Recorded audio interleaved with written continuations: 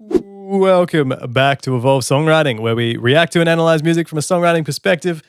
My name is Jake, and today, as a follow-up from last video, we're doing the 3 a.m. tracks on Taylor Swift's Midnights album. Super excited. Very, very happy to get into these. You guys have been pumping me up in the comments. I see lots of people wanting me to dive into these, and so do I, because as I found out, a lot of them are produced by Aaron Dessner, who did Folklore Evermore. So if those are anything to go by, I'm a huge fan of those albums. Probably easily my favorite album of hers is Folklore. But first of all, if you are new here, please hit the subscribe button down below so that you get these videos delivered straight to your inbox. And also click the link in the description if you would like to join our Discord server where you can chat with each other about the music. But yes, since listening to Midnights the first time, I've probably listened to it at least another 10 times. It is a great album. I still enjoy it very much. I think all the tracks are great. One that's really grown on me, I think underrated song, is You're On Your Own, Kid. So for all you sort of asking about lyrics, it is very hard for me to pick up the lyrics and really the complexity and the meaning and the story behind them and how it fits with her and her life and things on a first listen. It's very difficult to do that while I'm also paying attention to the rhythms and the melodies and the production. It might be a bit taboo to say, but lyrics are sort of the last piece of the puzzle when it comes to a lot of songs. Taylor is definitely more lyric heavy without sounding pretentious. Melody and rhythm is generally king, and that's what I'm focusing on. Anyways, having listened to the album more times, I can get the chance to really soak in the lyrics. I think You're On Your Own, Kid lyrically stands out very much, so I'm loving that. But the rest of them, pretty much as I said in the last video, man. Bejeweled, still a banger. Maroon, tune. Lavender Haze, I love. But they're all fantastic. And Midnight Rain as well. So yeah, we'll see which direction we go. Are we going to get more folklore style stuff with these 7 extra tracks? I don't think we should waste any more time. I want to get straight into these. So without further ado, let's hear the 3 a.m. tracks on Midnights. Okay, so first up is The Great War. Very dramatic. Written by Aaron Dessner and Taylor Swift. Produced by Taylor Swift, Aaron Dessner. Beautiful. All right, let's start this thing off. We'll see.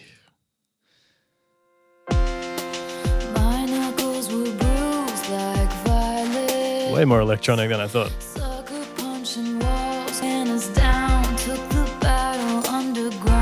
So notice the first half of that verse. Downbeat.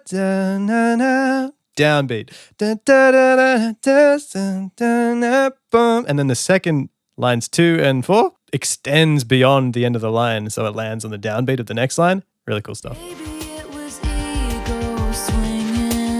Downbeat free. That goes into the pre-chorus, so it doesn't happen there. Subdivision increase. Oh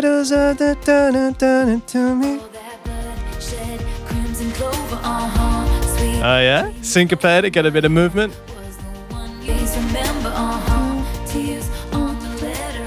That's a very Taylor Swift rhythm.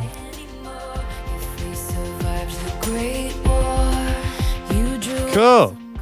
So it even happens in the chorus, right? Love the Great War. She delays the end of the line so it lands on the downbeat of the next section.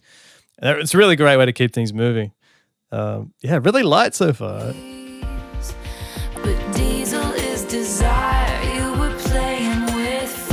Nice sort of alliteration. Diesel Desire.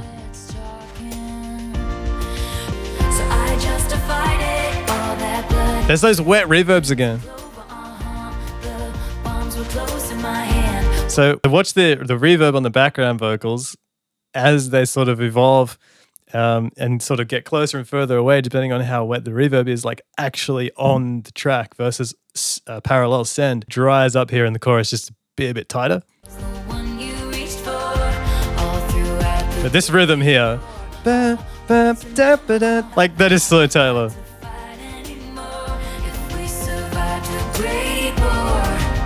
More of those belted layers.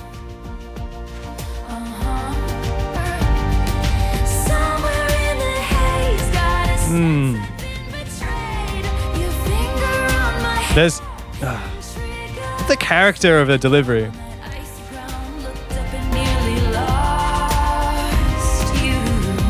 Yeah. Again, lyrically very cohesive.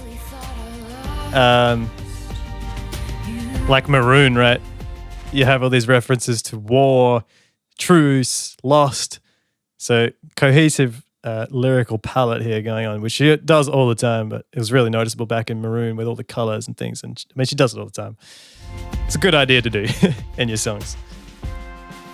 We can plant a memory garden, say a solemn prayer, place a poppy in my hair.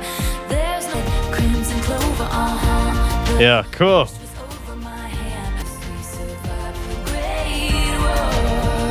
It's quite ascending in the voicings of the strings and the synths. Cool. Very easy introduction to these other tracks. Nice. Yeah, pretty lighthearted. Especially for I was expecting a bit like a dramatic song with the Great War, but had a very light feel to it. You know, that snare, light, bright synths, nothing crazy in the low end.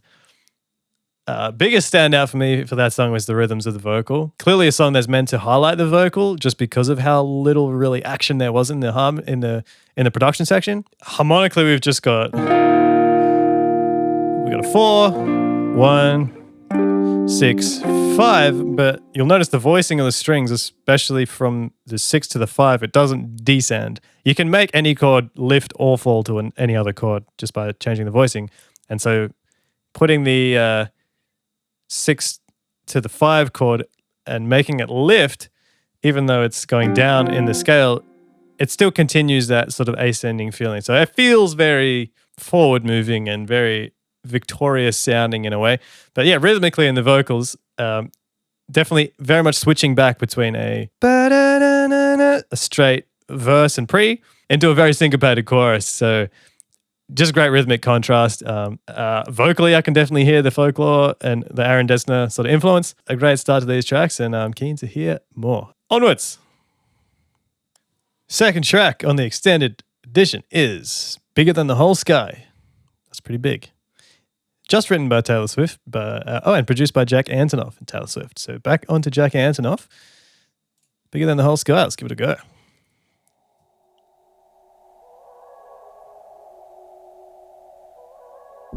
No words appear before me in the aftermath. Nice warm synth. Very loose on the rhythm. Can't quite feel a groove yet. Salt stream. Super soft. Love it. Every single thing I touch. Just quickly, like compare that to the Great War, where she's sitting vocally. She's in that lovely, rich, subtle, like low chest. It's great. With sadness to see. Cool. Now we start to get a bit more of the groove filled in. Goodbye, Nice. goodbye, goodbye. You were bigger than the whole sky. You were more than just I'm never gonna meet what could have been, would have been, what should have been you. Woo! Oh, this is beautiful. What could have been, would have been. So gentle. Yeah, I love this. Lots of space. Feels so big and spacious. Every single thing to come has turned into ash. God, so quiet on the mic. 'Cause it's all over. It's you were bigger than the whole sky. So You were more than just a short time. that line there, goodbye, goodbye, goodbye. She usually like does some sort of intro line, and then two similar lines in this case. Da da da da da da, yeah, da da da da da da. That sort of A B B structure, really nice. The double rhyme at the end versus like something that would typically more be like A A B, where you get the rhyme at the start, the rhyme again, and then you might change it. I think this way it just has a bit more punch to it because you get that rhyme twice before the gap, and it sticks in your memory a little bit. Got a lot to pine about. I've got a lot to live without. I'm That's never so good. gonna be what could have been, would have been, what should have been. So, you know, you could hate the song being a 1-5-6-4, but I mean, it just works though. Goodbye, goodbye, goodbye. Lot to live without. I'm never gonna meet what could have been, would have been, what should have been you. Man, that's my kind of song. Yep. That's going to be hard to beat. I love artists. This is why I've really been digging Lizzie McAlpine's new stuff, which I know has been going very widespread. You can feel them in the studio and not wanting to just be like, well, it should be like this because of how music is made, or because, like, it's hard when you're making music sometimes to just remember to make every decision count. Any artist at the top level is going to be able to do that. But like, she was almost whispering at one point right on the mic, and just some of these string sounds and how the volume of each percussion hit was like so intentional. I really like that. So not only was it beautifully recorded, especially her vocal delivery, it was just with a title, like, this is such a good thing to do in your music, is to make everything so cohesive. It just feels right, you know, like the lyrics go with the sound production. It seems like a trivial thing, but it's really hard to do. Like, take the lyrics out. Like, imagine there was no vocal in that song, and you just, all you were given was the title, Bigger Than the Whole Sky. That track feels like that even without her lyrics, right? Like, it was perfectly matched, the backing to the lyric, I think. Just so spacious, so wide open. So it just adds to this whole idea of bigger than the whole sky, like huge, spacious, vast, and beautiful, and worked really well. You know, I don't really know enough Taylor Swift life facts to know who this might be about. But you can really still feel the closeness of who she's talking about, and I'll be falling asleep to that probably for the next month. That's awesome.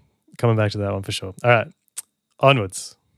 Track 3, we have Paris. And we are still with Jack Antonoff on the writing and Taylor Swift, as well as the production. Let's hear Paris.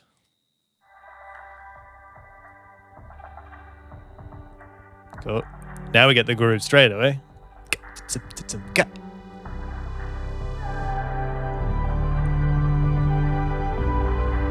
Cool. Nothing out of the ordinary. Still very warm. Woo!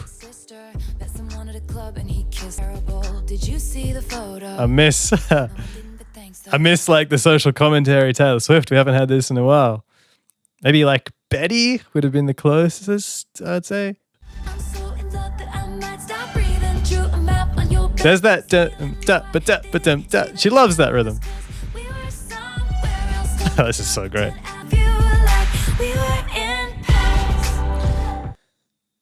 So there. This is a perfect example of what I said in the beginning of the video. Now, lyrically, fantastic in the first verse. Pre-chorus, however, please understand that most of that could be any lyrics. You know, it's great, and she's obviously chosen certain lyrics for a reason, but it's all all the rhythms and all the melodies. Like, that's what makes that work. Great pop is just great melodies and great rhythms. Just in the pre-chorus. I'm not talking about the verse. We'll get back to that, but love it. And then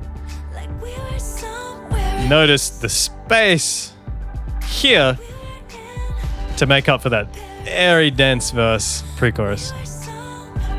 Everything just opens up, breathes. If you keep it just yours. Nice.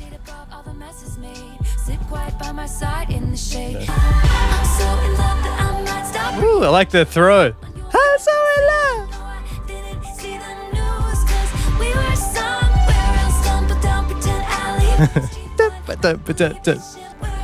You know, it's just pop, but her voice though. You know, can we talk about her voice?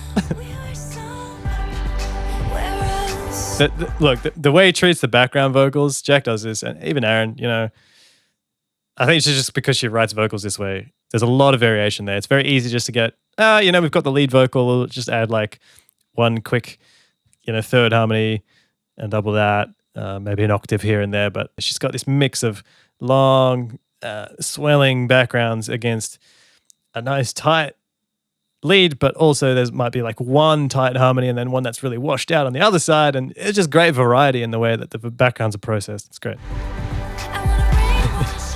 It's their own orchestra, just all the vocal layers.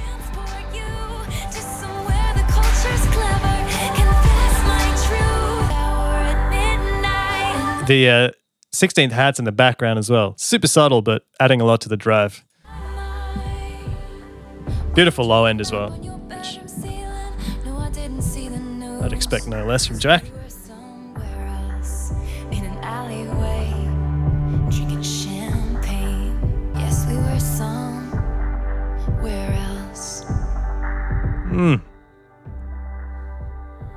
You see what I mean, man? Like, so much of that song was just melody and rhythm. She could be singing about anything there. Now, I'm not hating on the lyrics. Awesome lyrics. Obviously, yeah, verse 1, verse 2, very like social commentary, one continuous sort of line, a very broken rhythm, loose delivery. I find when you want to get a lot of a story in, sometimes it's better just to really just blurt it out all at once, and then you have a spacious section to contrast it, which in this case was the chorus. Could be a pre-chorus also, but in this case the pre-chorus was quite busy as well, but in a different way. It was rhythmically and melodically dense, so you had some great rhythms and signature. Turns out it was that guy you hooked up with ages ago. So they're like the triplets in there, da, da, da, da, da, da, da. It just really makes you latch onto the words because they're sort of irregular. Anyway. But thanks though. I'm so in love. So, da, da, da, da, da, da. I mean, how many times has she used that? Let's see. So I'm just going to quickly play a bit of Maroon here. At the sky and it was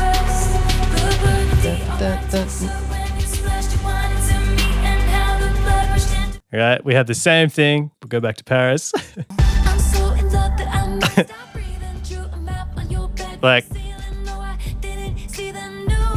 you know, a nice little variation there at the end. Actually, it doesn't continue as much, but I'm sure there's other songs. I've definitely heard that rhythm on a bunch of other songs, but it's because it's a good choice. It's a very easy way to stay in your sort of so that would be eighth notes. Stay in your eighth notes, but also make it feel a little bit more fast paced with the syncopation, just pulling some of those notes back. Super catchy. Enough breaks in that pattern as well to keep it flowing really well. But then you just explode into this lovely, sweet Paris chorus. Again, harmonically very simple, more of the pop style and the arrangement. But again, great vocal work, the stacking of the vocals, the treatment of the vocals. I mean, as is any artist, but I think that's a big reason why she's so popular. I mean, she's got just a fantastic voice. Let's move on. Coming up next as the fourth track on the 3 a.m. edition is High Infidelity. Great play on words. We are back to Aaron Dessner and Taylor Swift on the writing and also on the production. Cool title. All right, let's go. Another electronic one from Aaron. Lock broken, slur spoken. Do have a piano though. Open, game token. I didn't know you would keep it. Rain soaking, blind hoping. You said I was freeloading. High infidelity. Put on your records and regret me. Ooh. Bent the truth too far tonight. I was dancing around it. High infidelity. Put on your headphones and burn my city. Your picket fence is sharp as knives. Do I really have to chart the constellations in his eyes? Back my feet right down the aisle. Back to the major. At the house, lonely, good money. There's that octave layer. And then beautiful. I'm gonna have to listen to this twice. I already know. April 29. Because the harmony's moving a lot faster here. Do I really have to tell you how he brought me back to life? Infidelity, put on your round it. Those octave layers just, they always work. And burn my city. Your picket fence is sharp as knife. The one you love. The slowest way is never loving them enough. High infidelity, put on your records and read. Kind of lost in this track. bones and burn my city. Your picket fence is sharp as knives. I was dancing around. Like any great story, it feels like, how do you get everything so, like every line so nicely relating to the other lines? And just really nice wordplay and again, cohesive lyric writing with, have high infidelity, but you actually have a lot of these words like record and headphones because that's associated with high fidelity audio. Keep going though.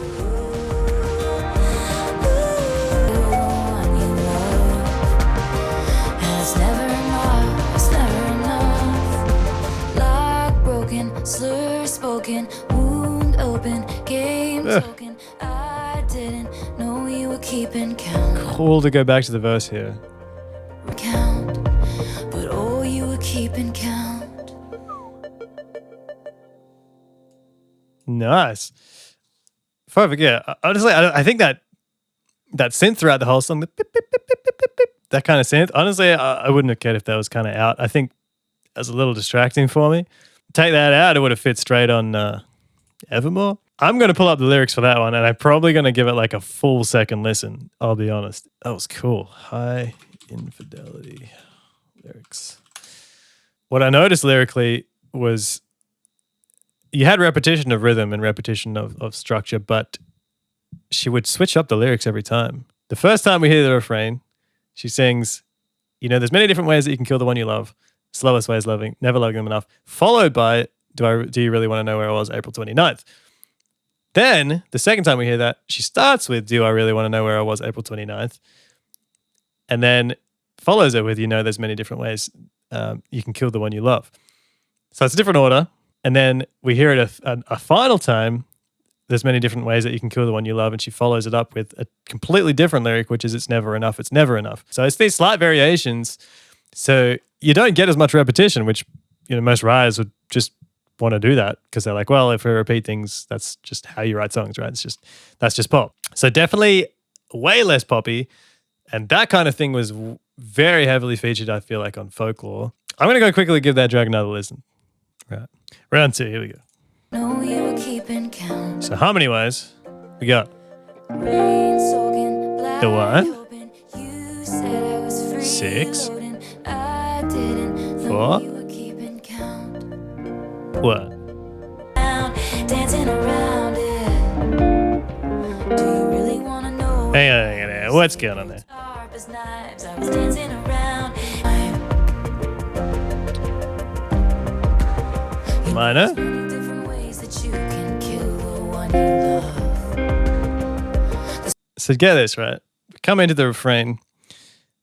We have the minor 2.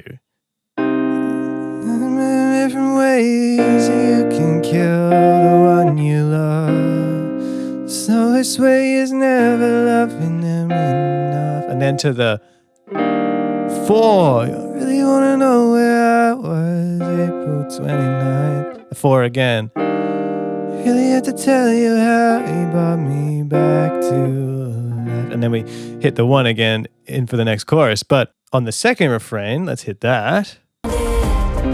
Definitely minor. Definitely minor.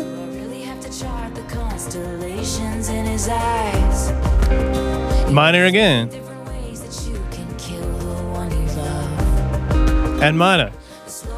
4 minor chords in the second refrain, 2 minor chords, 2 major chords in the first refrain, swapped around lyrics. So you get the same line of you really want to know where I was April 29th over different chords between the second time and the third time you hear those lines. That's wild. So I feel like that definitely makes it feel like something new, even though it was the same lyric. And that's why I was feeling like there was more new lyrics every time. Because I'm like, I haven't heard this before, but it was just because she's placed a different chord underneath it. Super subtle. And I just love that chorus, let's be honest. It starts out with a nice line, high infidelity. Like it's a nice, big leading note. Phoebe Bridgers does that a lot. Motion sickness, right? I have motion sickness. And then there's more lyrics. Very strong, like, this is the chorus. High infidelity. I can tell there's a lot in that. It's very deep. It's a very deep song. Just looking at the lyrics. So I've been looking off camera here because I'm reading the lyrics. Let's move on to the next track. Cool. Next up at number 5, we have Glitch. So look, this one written by, Jack Antonoff, Mark Anthony Spears, Sam Dew, and Taylor Swift. Produced by Jack Antonoff, Taylor Swift, and Soundwave. I believe those were the same writers on Lavender Haze, at least a couple of them. So let's go. We were supposed to be just friends. Oh, okay. Yeah. Glitchy. Quite interesting snare.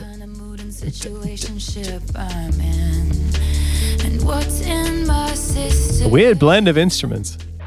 I think there's been a glitch. I think that snare is just, it's late by a fraction of a beat. Just to give you that, like something's a little off. Definitely. Sorry, blood moonlit. Woo! Must be counterfeit. I think there's been a glitch. It's cool. It's super dry. Lots of interesting production. Happenings of happenstance on someone else's playground. Whoa. But it's been 2,100 now. Wow. These guys are having fun on the production in this one. 5 seconds later, I'm passing in myself. It must be counterfeit. They're still sweetly delivered.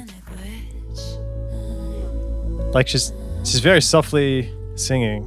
Back to wanting to give nothing. I thought we had no chance. And that's romance. Let's dance. Oh, this production is just weirding me out. I'm not used to it for a Taylor Swift song. 5 seconds later, sorry, blood moonlit. That's a great line. Must be counterfeit. I think there's been a glitch. Gosh. I don't know how I feel about this one. It's beauty in the way that, glitch, obviously. So there's a very good reason why the production's a little quirky and glitchy. Makes total sense. But it just feels very weird on a Taylor Swift track. Because she's written the vocals very still, like melodically and nice. Gets super loose rhythms. She's stacked the harmonies actually quite tightly, but there's very irregular rhythms going on there. I love the chorus line with the blood. Like, I don't know, there's something about having a high subdivision, and then halving it for like the end of the line. You see that a lot, and you also see that with like a syncopated line, which was in one of the songs I didn't mention. It could have been Paris, but because it's just this nice like call and response, I guess. It's contrast. But yeah, like really soft vocal delivery, and it was like very sweetly delivered over this kind of like pokey instrumental. And so I noticed that trashy snare. I think it was pulled slightly ahead of the grid. Definitely, as with a lot of those sounds and percussion, to match this just very uneasy feeling, like nothing's quite locked in. It's a good, again, a good way to sort of take what you're singing about, apply it to the production, make sure the two are very cohesive. But I think she always takes it a step further where it's like, it's not much she's just singing about and then the music matching that.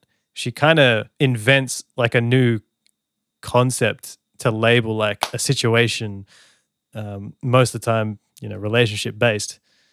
Does that make sense? Like it's hard to find those little metaphors. I think Ed Sheeran's really good at it. You kind of have to be as a pop writer. I mean, every situation with real people is like so complex, right? And you'll take this idea, but somehow wrap it up into like this one idea, which is a glitch. When you lock that idea in, somehow she draws the sound of that idea out.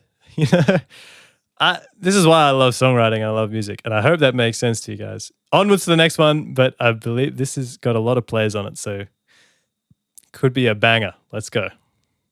All right, cool. So second to last track for the whole thing, And one which seems to be very popular is Would've, Could've, Should've. And this one, let's have a look. Cool. Written by Aaron Dessner and Taylor Swift. I like it. Produced by Aaron and Taylor. I'm excited. Come on, let's go.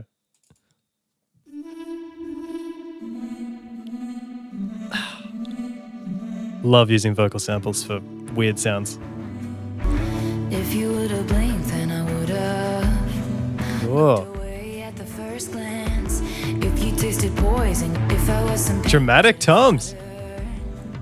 Got some drive. wash your hands. Vocals are sitting quite far back. All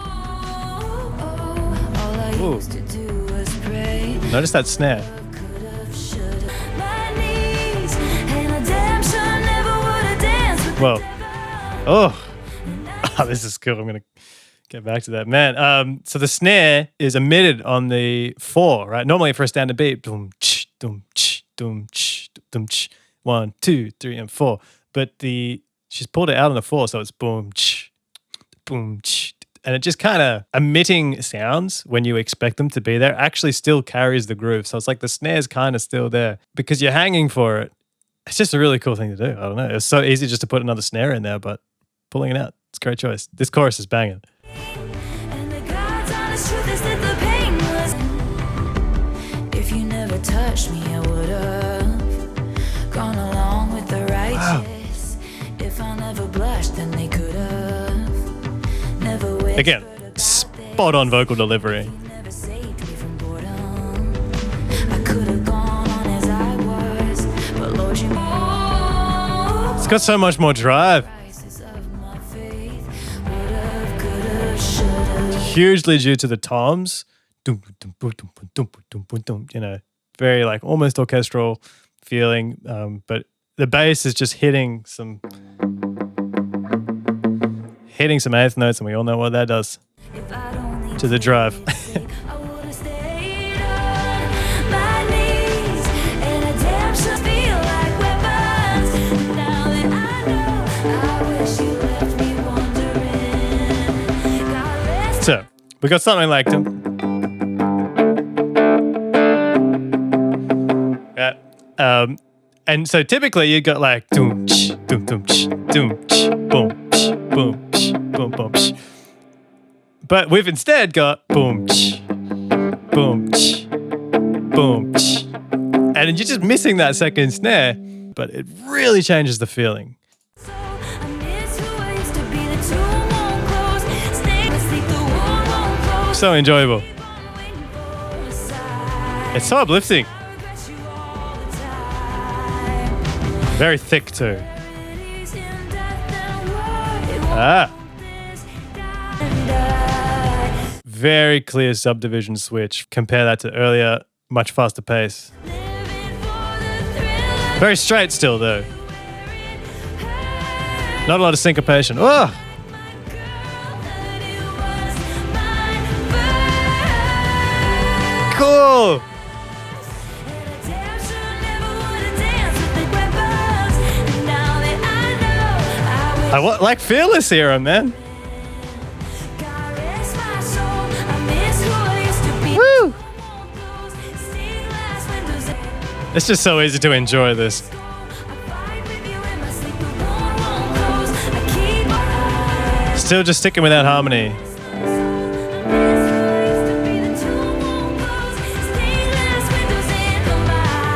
Woo.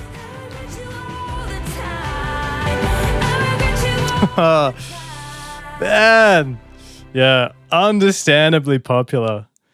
Because in these recent years, it's hard to get these big, positive, vibey songs compared to like Fearless, where it's just like, she was that sort of power, like still kind of country singer. That was cool. That was really refreshing. Busy track, lots going on. But what wasn't moving so much was the harmony. We had just, so there we go, 1, 5, 4, which is a nice like major, like it's all major chords. Yeah, major, major, major through the whole thing. Nice and drivey, inspirational. Just from the get-go, you had that percussion, the tom percussion, giving it that super dramatic feeling, do, do, do, do, do. And that just persisted throughout basically the whole song. You might skim over the background vocals doing a lot. Let's play.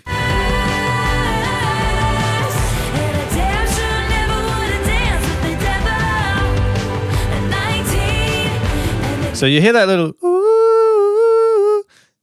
You have belt stacks once again. We know that's something she uses a lot, so it's another listen to that line.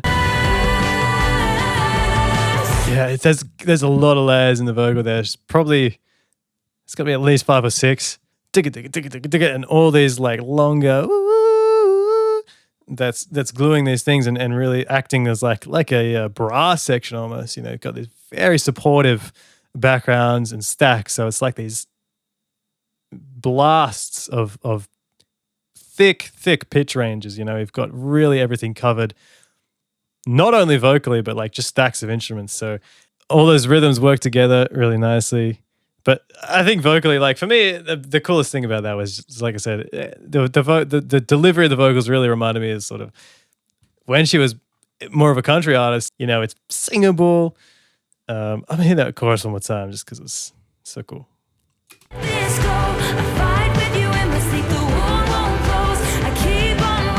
Towards the end there.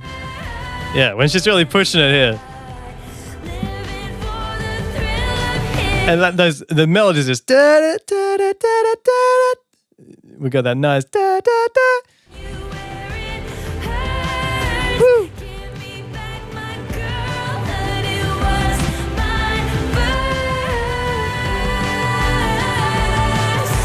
That big note. Yeah. It's not like excessively high. Loving it. Anyway, one more, guys. Let's hit the last track. Onwards. All right, guys. Here we are at the end of it. I'm just looking at how long I've recorded. I thought it was going to be a short one. You might not see the full amount by the time I edit this down. I talked way too long on these tracks. Okay. Last one. Dear Reader. Is that us? I don't know. This one is written by Jack Antonoff and Taylor Swift, produced by Jack and Taylor. So closing it out with Jack Antonoff. Yeah, been a great journey so far. Awesome album. Definitely its own character. Let's get into the last track, Dear Reader. Yes. The piano. Yes.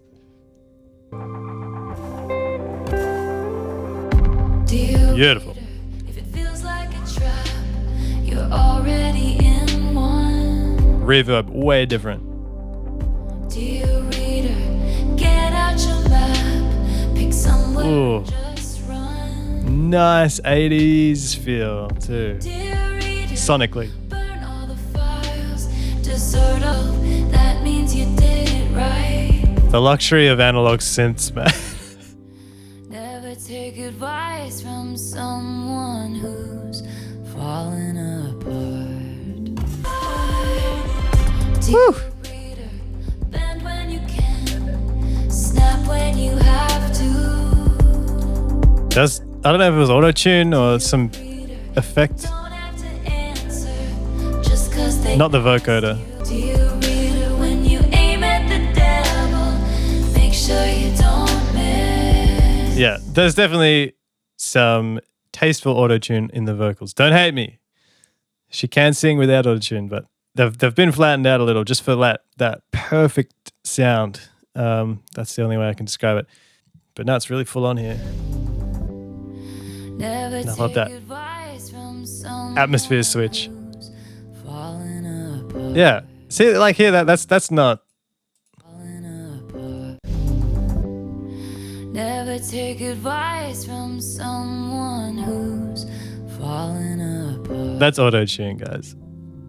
That is definitely. Never take I don't like it. advice from someone who's in plain sight.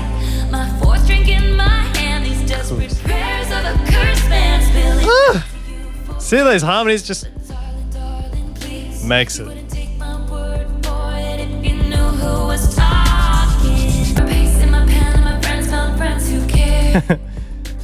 No one sees when you lose when you play in solitaire. Woo. Ba-ba-bam, ba-ba-bam, ba-ba-bam.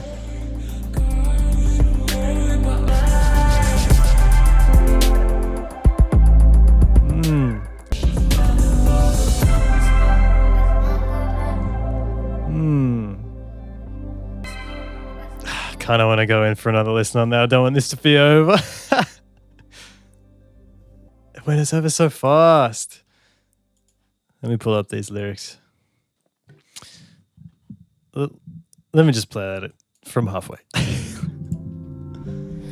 Never take advice from someone who's falling apart. So I wander through these nights. Like every line here is incredible. Hiding in plain Lyrically. sight. Dude, I'm just reading through his lyrics. There's some solid reflection going on here. Every line is like its own message. Really, there's some really cool ideas. The video is going to be way too long if I go through them all, you know. So I think, you know, she's putting it off to another character, but, you know, clearly you write these things from your own life. So, like, dear reader, it really is, I feel like, talking to us, you know, the listener to her music, not just this, but throughout the years, and us being the reader interpreting her life and the songs that she's given us and the stories that are within them. She's just sending messages, you know, and beautiful messages too. And the thing about music is, you know, it does send messages, and people can be influenced by these songs. So having an advice based lyric, I'll be honest, like some really good advice in here. Let's talk about the music real quick. Halftime, dreamy, very warm. We were in C, and fairly big on that 4 chord, just for a bit of mellow nostalgia feeling.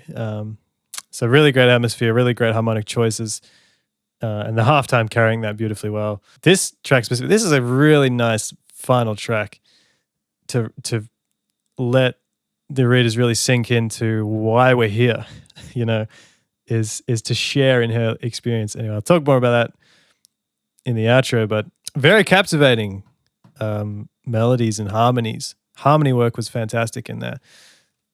Again, like she likes to, you could write, so you have this lead vocal and you're like, right, we're going to add a harmony to this.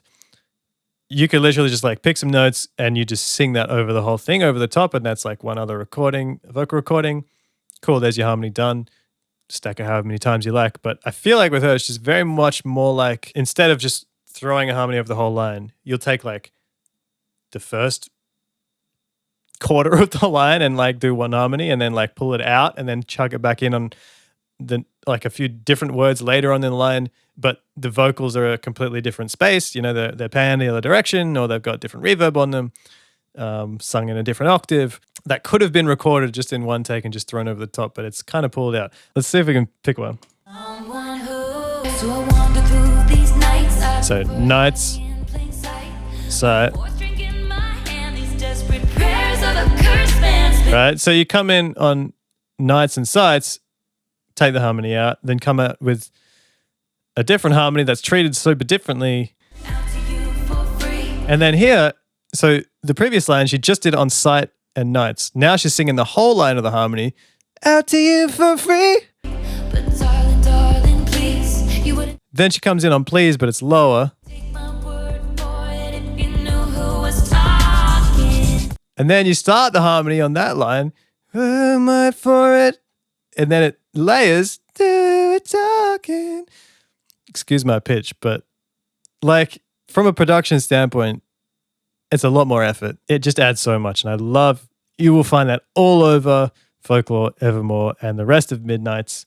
That vocal arrangement over such a beautifully lush soundscape works really well. There's a few more things I want to say about that track specifically, but it kind of ties in with the rest of the album. So if you made it this far, drop a whole album gang. It wasn't really a whole album, this video, but drop a whole album gang in the comments and we'll wrap things up in the outro. Well, there we have it. I didn't really want that experience to end, but it did. That was 3 a.m. tracks off of Midnights. So we have now listened to the entire collection.